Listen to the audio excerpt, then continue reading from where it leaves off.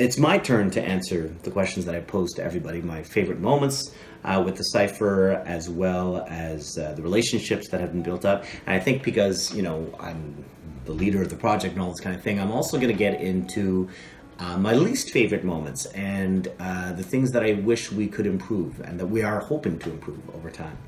In terms of amazing moments, of course, there have been so many incredible musical moments that have been produced over the last 3 years.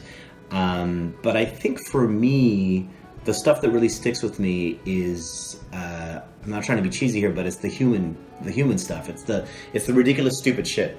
I've always kind of conceived of this event as like a house party where a lot of artists from the Montreal hip hop scene go to hang out.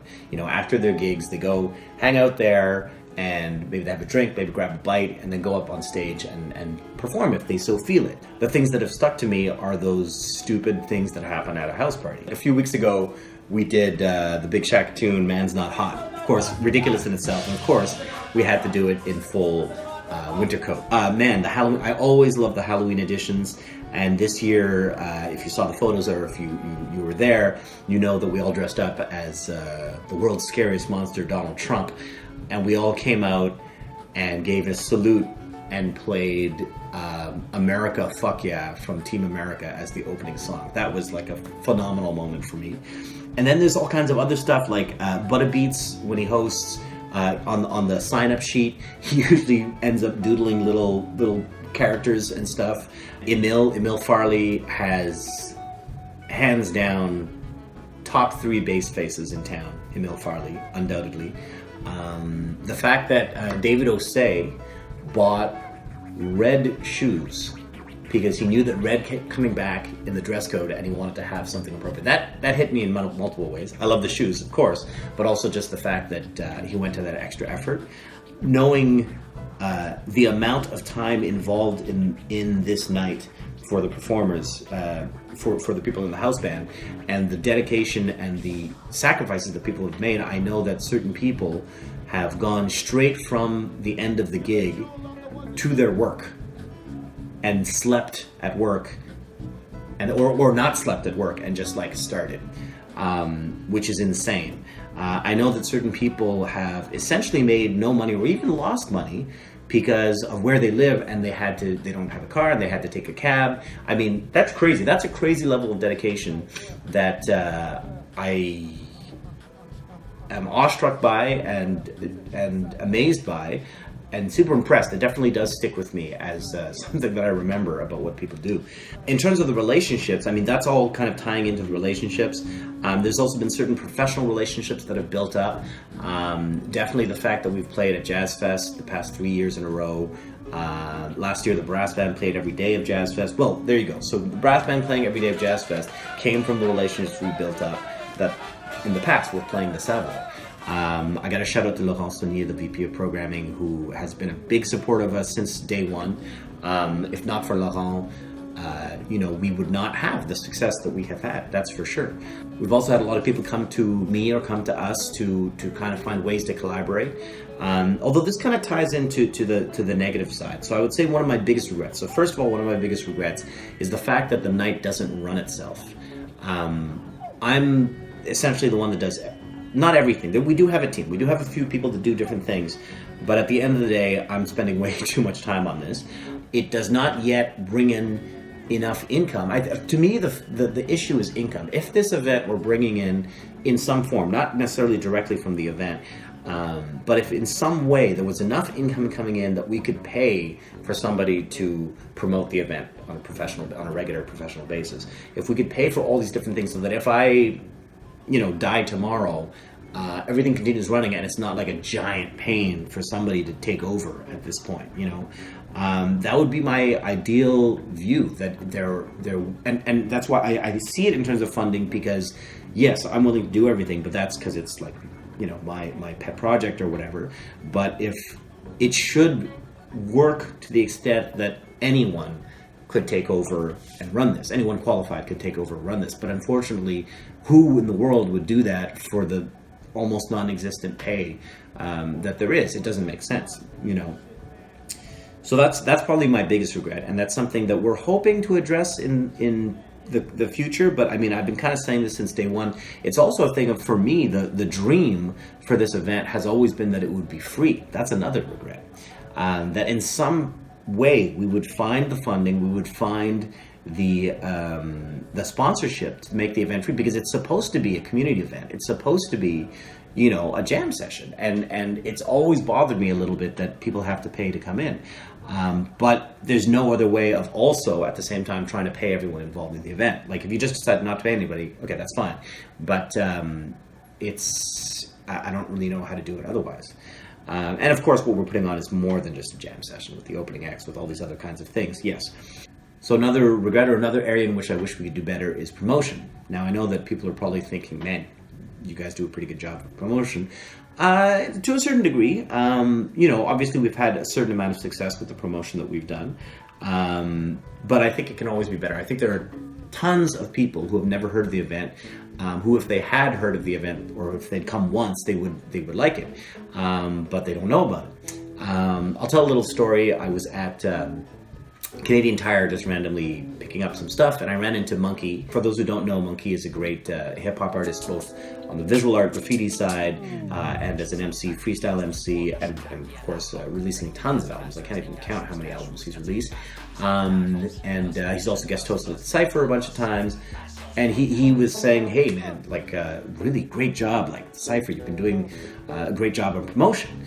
And my reaction was something like, oh yeah, well, I mean, I think it could be better. And he was surprised, like, what are you talking about? You guys are doing super well. I said, well, look, we're here in this Canadian Tire. There's probably like 100 people here, you know, shopping. Aside from you and me, who here has heard of the Cypher? Probably none of them, right? Now, what percentage of them, if they had come once, would really enjoy the event and possibly come a second time? So that's that thing where it's like, yeah, people within the scene know about it, but there's tons of people who would love this event and they just have never heard of it. So it's trying to get them in that first time, and that's all promotion for me, you know. So that's one area in which I think we can do better.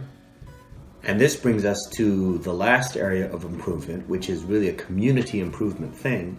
And that's trying to keep the bar as high as possible, or bring everybody's bar, raise everybody's bar as high as possible. So what I mean by that, well, first of all, let's talk about Urban Science. So Urban Science started in 2014. And I'll be totally honest with you, the very first night that we started with the Cypher night, it was fucking horrible.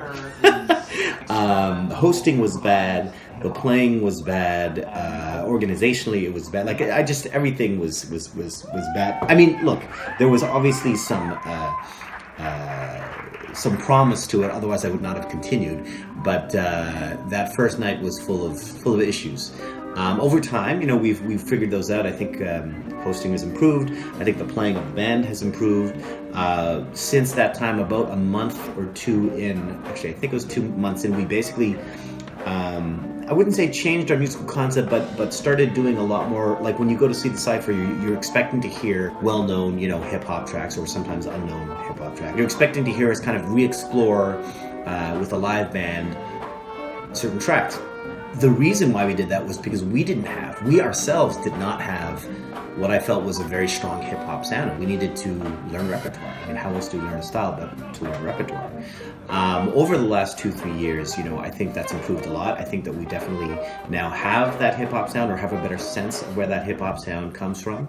Also, a few of our members have gone to see The Lesson in New York, which is the origin of our night. And if you're ever in New York, Arlene's Grocery on a Thursday, go check it out. The Lesson, hip-hop jam session with the live band. It's the night that inspired the Cypher. The thing we're finding is that although Urban Science, the house band, has improved a lot, there's still a lot of work and improvement in terms of the jam. I mean, that's one of the great things just about the Cypher Jam, that I've seen people come who first time were super nervous, maybe had bad stage presence, all kinds of, you know, factors like that. But by the second, third, fourth time that they came, something has been moving forward, and they've been checking stuff out, and they've been working on looking at themselves in videos and whatever, and trying to improve up their bar game, you know. So that's kind of what we want to do with everyone. And what that means is, well, first of all, I'll say for Urban Science internally, we've started embarking on a new musical direction as of around September. And you may have noticed, if you're a hardcore Cypher fan and you're coming all the time, you may have noticed that in the last couple of months it sounded different. And you're like, what are they doing in that first set? It's like sometimes it really works and it's freaking amazing. That first night that we did it sounded amazing. And then other times it fell flat on its face. So we're trying just as much as everyone else to improve. But getting back to the matter at hand, the community, and improving the quality of the jam session, that's not purely about attracting, certain level of players or whatever, thinking about level and all that kind of thing. Level is also associated with time. Like at one point you're here and then later you're here, but how do you bridge that gap? So what that means is we're considering two things. One is workshops of some form. We want to make it make sense from a financial point of view, shall I say, in the sense of like it shouldn't be exorbitantly expensive, but at the same time, wouldn't it be amazing if the entire Urban Science band was there, so that if you're a bass player, you get specific tips from another bass player. So, how do you finance that if you're going to have that many people on hand? We also have a lot of different concepts for different types of workshops. Very much inspired by what Donnie Milwaukee is doing with Boom Bap Pump Days and the Bar Institute in Toronto. They have an amazing, again, if you're ever, you got to check out what's going on outside of Montreal. There's some amazing things. So we're thinking about that, but we're also trying to figure out how to make financial sense. Really what that means is, again, this question of finding sponsors, and that would be the ideal way. Like if this was like,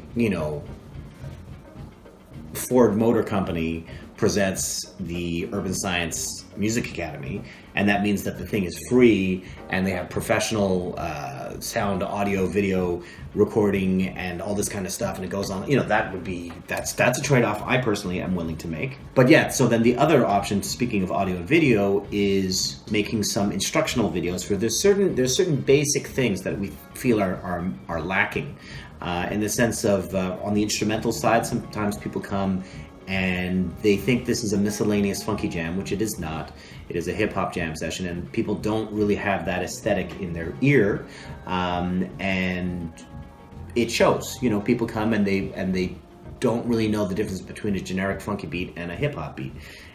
From the vocal point of view, sometimes people come and they don't know how to use a microphone properly. When you're working with a live band, it's a completely different thing compared to studio. So anyway, these are all different things that we're hoping to improve and bring everybody's bar game up. It's really a question of sharing our knowledge that we've, not that we're masters at this, but we've been working at it probably longer than most of the people that have been coming to the Cypher Jam in a more focused way. And we're hoping that we can share something about what we've learned in the process, and in so doing, bring everybody up to a higher level. Anyway, keeping the bar high is kind of one of our big, notre grand défi pour la 4e année. That's going to be one of our challenges. I could talk about this stuff forever, and this video is way too long. Anyway, this has been Vincent Stephen-Ong from Urban Science. Thank you for a great 3 years. Here's looking to another great one and many more after that. Let's create some great memories. Let's up our game. Let's do all of those things. We'll see you next Thursday.